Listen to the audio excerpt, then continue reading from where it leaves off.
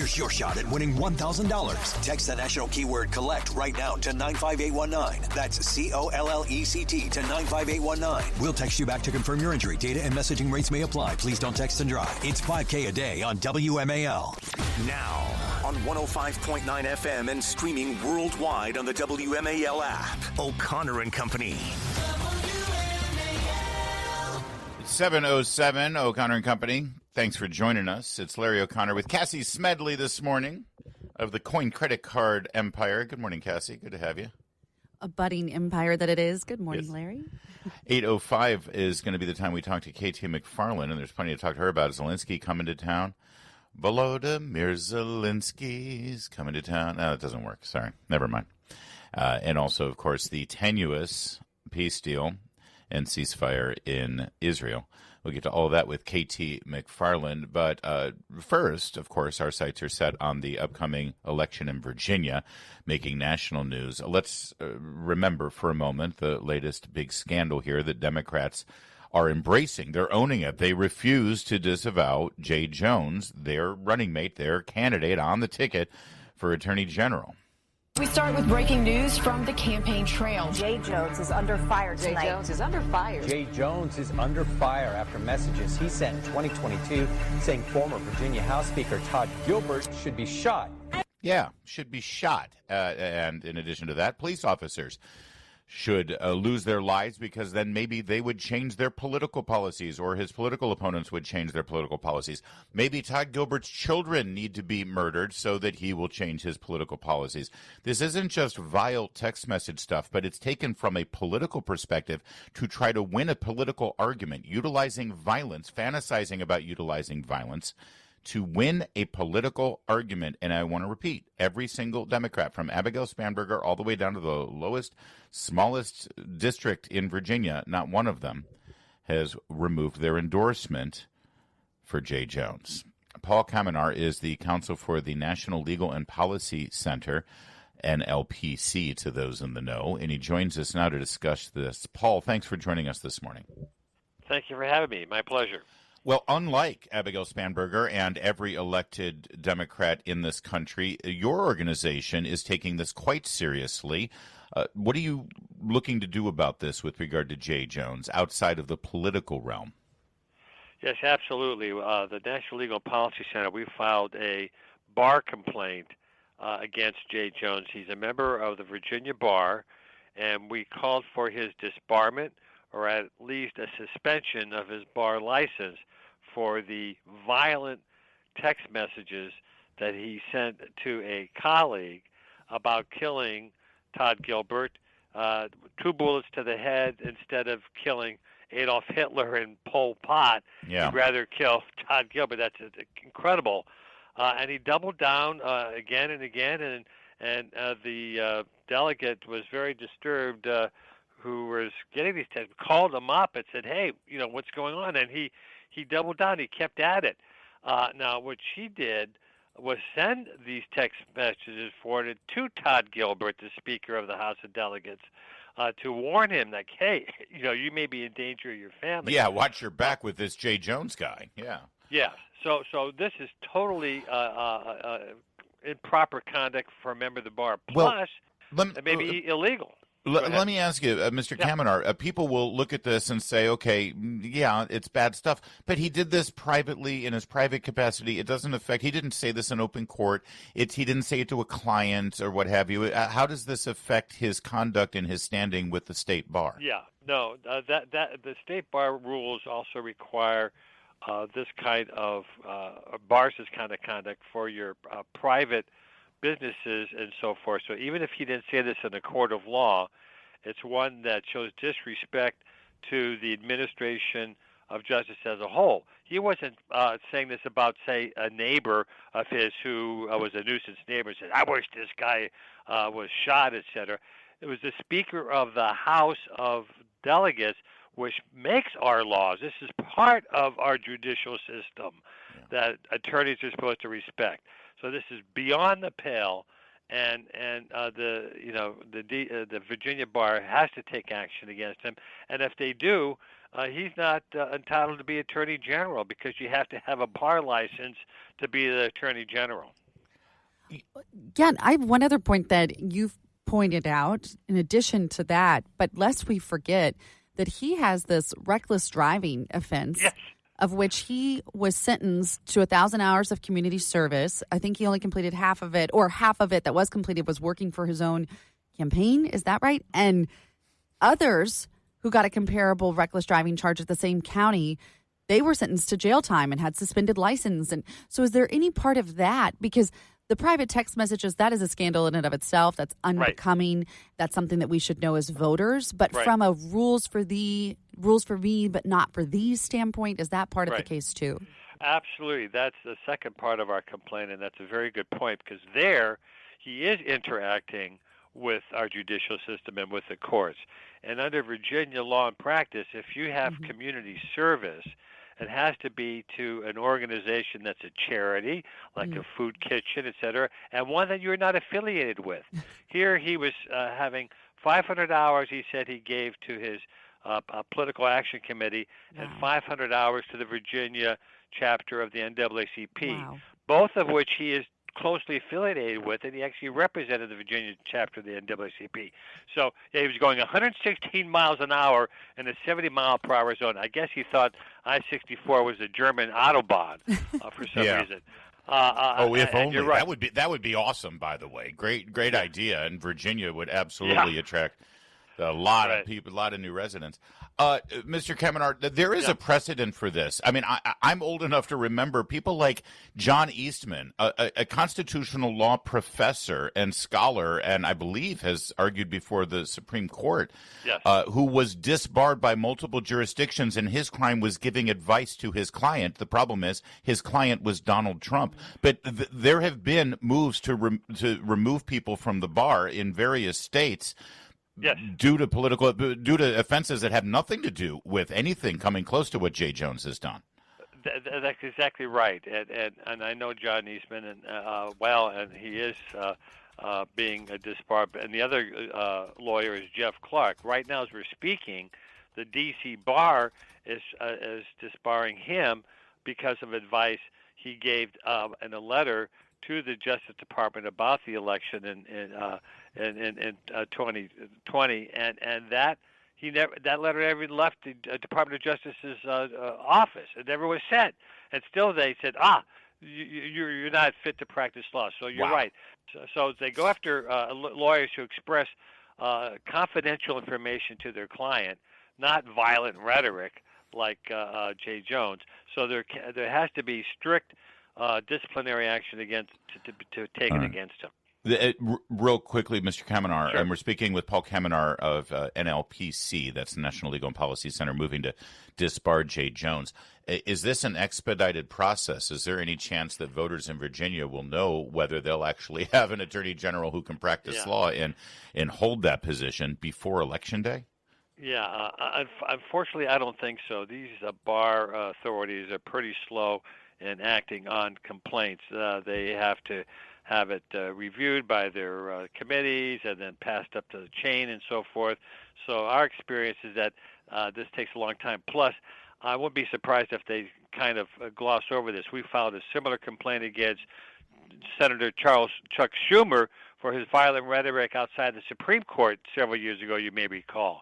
And the New York bar, of course, very liberal, said, that's First Amendment speech, et cetera. Let the Senate Ethics Committee deal with it. And, of course, the Senate Ethics Committee did nothing. So these bar associations, depending upon the political views, have different ways of handling these kind of complaints. Amazing. Well, listen, hopefully this will get the attention it deserves so we don't reach that point and the voters will be able to take care of this. Paul Kamenar, thank you so much for joining us, National Legal and Policy Center. Thank you, sir.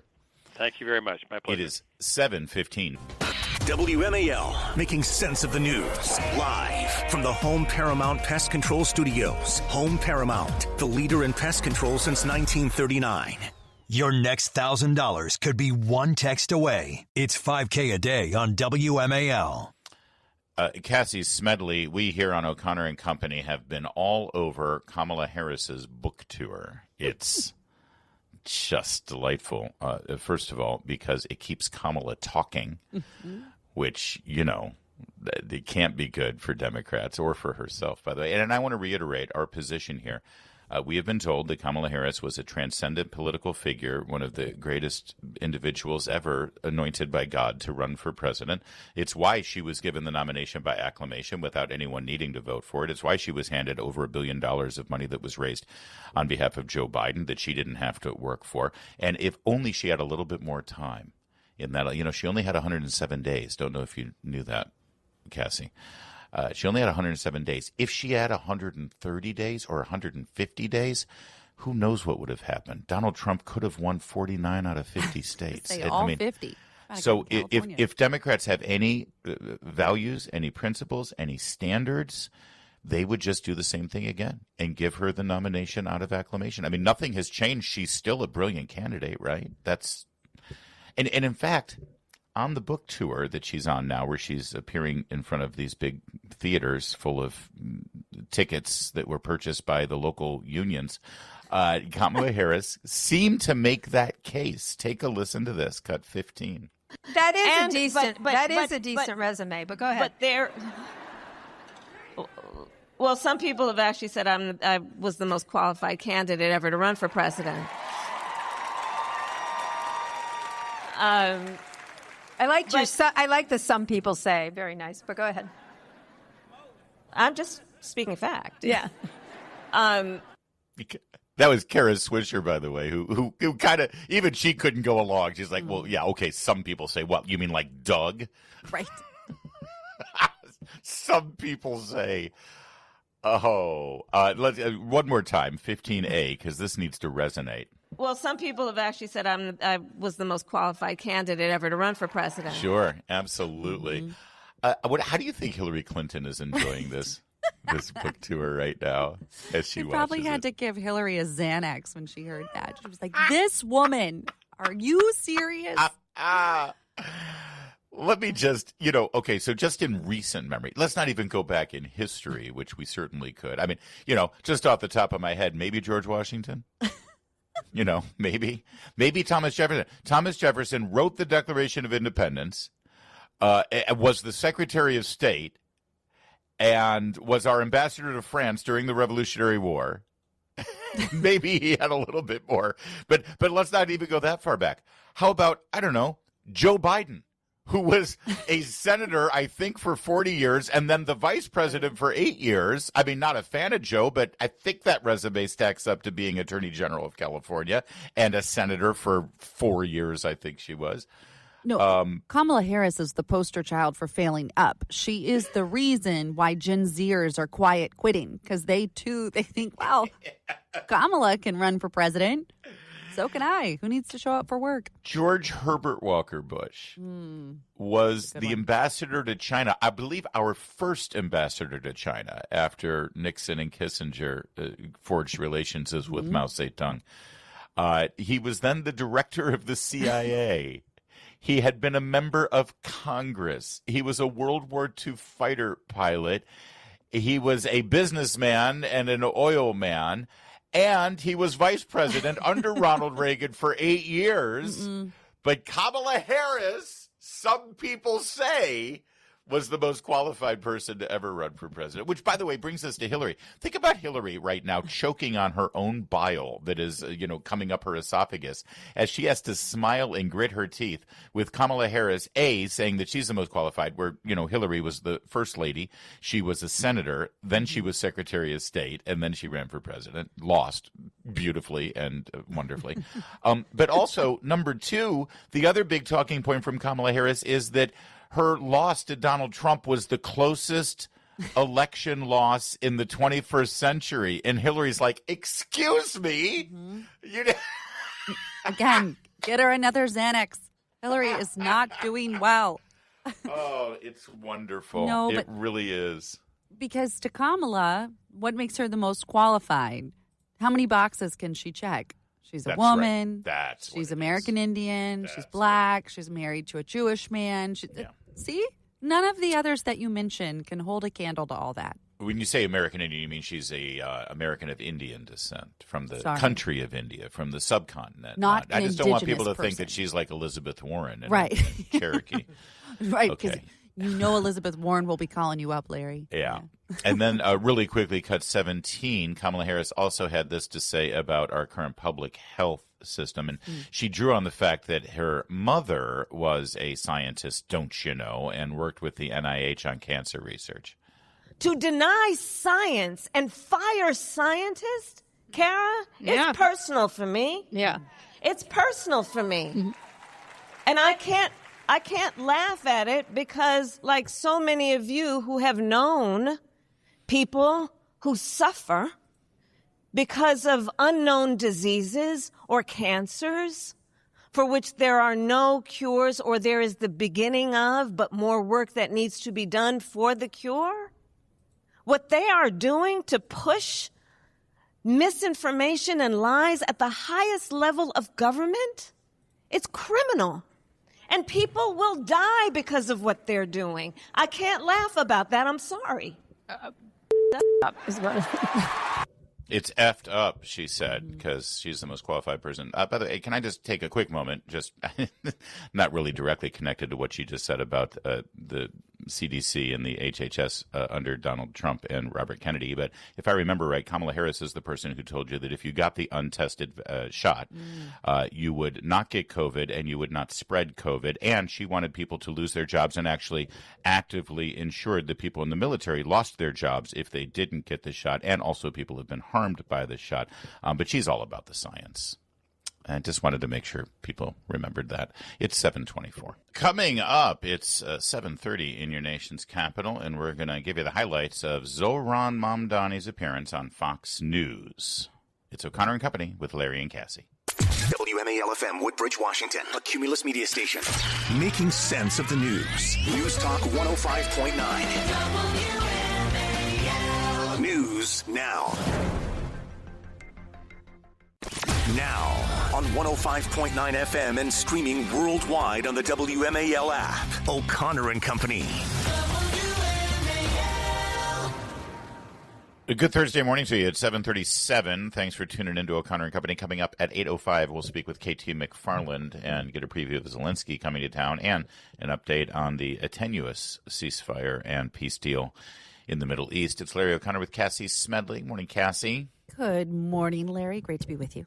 New York City is on the brink of electing a outright communist to be their mayor. He calls himself now a democratic socialist, which is a communist, but they understand branding as much as the other guy. Zohran Mamdani is really good at smiling and staying on message, and he did that last night with an interview on Fox News Channel with Martha McCallum.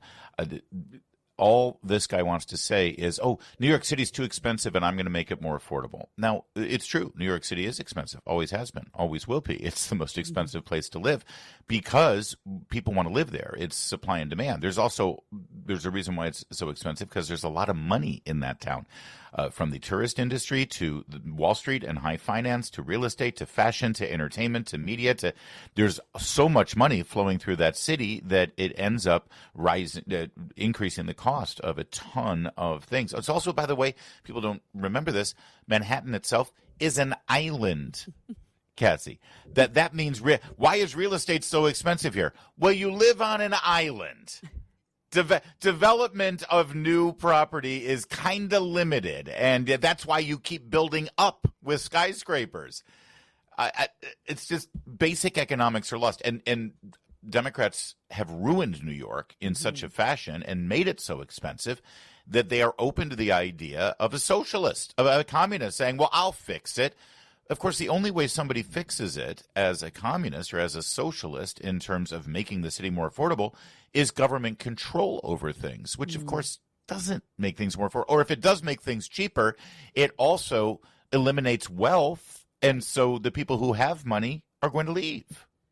Or the people whose money you're relying on for your programs. As Margaret Thatcher said, at some point you run out of other people's money, right?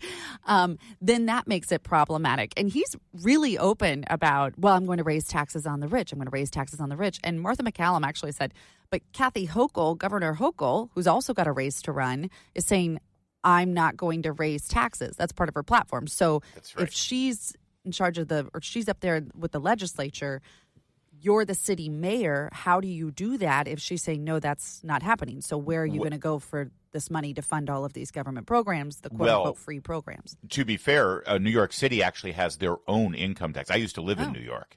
You have to file state income tax. You also file city income tax. That's how bad it is in New York. But the mayor can't unilaterally raise those taxes. He's going to need the city council to do it, and they won't. But every time the mayor says, I'm going to do this, I'm going to do that, the mayor actually doesn't have a whole lot of power to do things like that in the city of New York. And so, listen, he's really good at staying on message. And here's the other reason why he's going to win, by the way, because his opponent is Andrew Cuomo. People hate Andrew Cuomo. I mean, they just hate him. He was terrible as governor. He was drummed out of office. He was a disaster, and he's a jerk. And to say what you will about Zoran Mamdani, he's really good at putting a smiley, happy face with a great attitude on a disastrous, murderous, Marxist agenda.